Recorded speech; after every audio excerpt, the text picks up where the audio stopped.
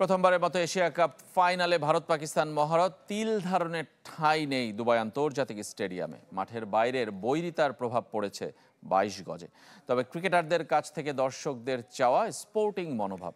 Dubai থেকে আরিফুল ইসলামের report. এক ফ্রেমে ভারত পাকিস্তান প্রেমের গল্প। মহসিন মাসুমা দম্পতি দুজন দুদেশের সমর্থক, দু সন্তানের গায়ে ভিন্ন ভিন্ন jersey.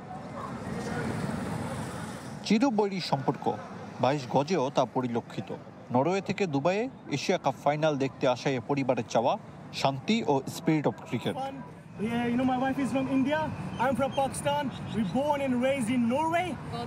Both of us. And we just want to, just have fun and enjoy. Asia কাপের 4 দশকে প্রথমবার পাক ভারত ফাইনাল। দুবাই স্টেডিয়ামের গ্যালারি দখলে নিয়েছে 25,000 সমর্থক। মরুভূমির ধূসর ক্যানভাসে রং তুলির আছর, সবুজ আর নীল উৎসব আমিরাত জুড়ে। We are expecting Pakistan to win today. Let's see. India is one of the number 1 team and going to win again.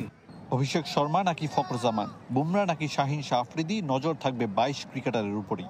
আসলে আনবিটেন ভারত, পাকিস্তানের ফর্ম নিয়ে আছে ভাবনা, তবে শিরোপা নির্ধারণীতে অতিথি সাপ মাথায় নেই সমর্থকদের। And on paper as well, on field as well, India is far superior team, so they deserve to win. Pakistan, inshallah, जीतेगा.